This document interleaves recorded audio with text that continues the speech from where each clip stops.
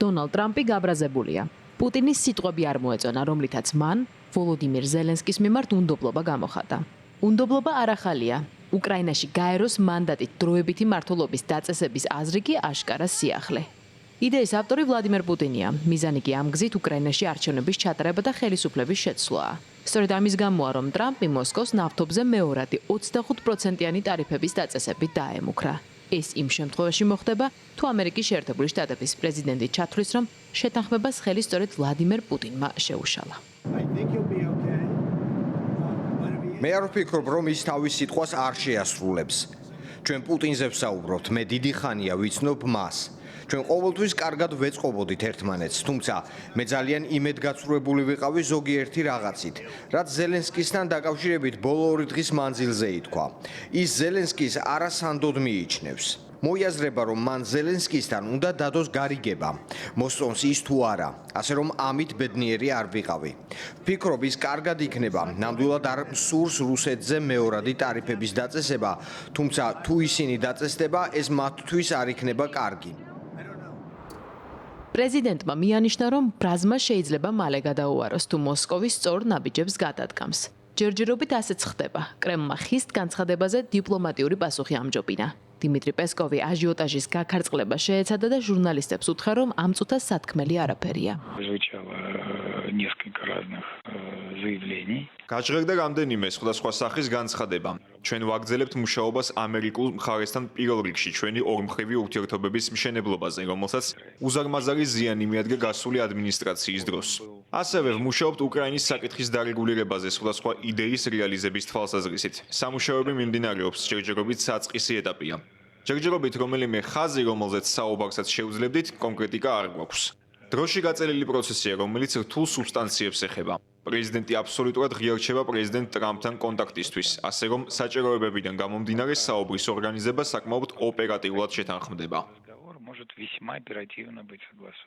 ტრამპი თავშეკავებული არც ვოლოდიმირ ზელენსკის მიმართ ყოფილა. მას შემდეგ, რაც პარიზში გამართულ პრეს-კონფერენციაზე უკრაინის პრეზიდენტმა მინერალების შეთანხმებაში არასასურველ ცვლილებებზე ისაუბრა, დონალდ ტრამპი კიევს დაემუქრა, რომ დიდი პრობლემები ექნება. ზელენსკიმ სურველთა კოალიციის შეხვედრის შემდეგ თქვა, რომ გარიგების საბოლოო ვერსიითაა დაინტერესებული, რადგან მასში დროდადრო ცვლილებები შედის. ამის გამო ვაშინგტონში ეჭვობენ, რომ კიევის შესაძლოა იშვიათი მინერალების შეთანხმებიდან გასვლას ცდილობდეს. რაც შეეხება ზელენსკის, ვფიქრობ, მას უნდა შეთანხმება, თუმცა ცდილობს უკან დაიხიოს იშვიათი წიაღისეულის შესახებ შეთანხმებიდან და თუ ის ამას გააკეთებს, მას პრობლემები ექნება. დიდი პრობლემები. ჩვენ შევათანხმეთ მინერალების გარიგება და ახლა ამბობს, რომ სურს მისი გადახედვა. მას ნატოს წევრობა სურს, მაგრამ ის ვერასდროს გახდება ნატოს წევრი და მას ეს ესმის. კიევს დონალდ ტრამპის ეჭვები ჯერ არ გაუფანტავს, თუმცა თეთრ სახლში ჩავარდნილი შეხვედრის შემდეგ მუდმივად იმეორებს, რომ მათი ნება ძალაშია.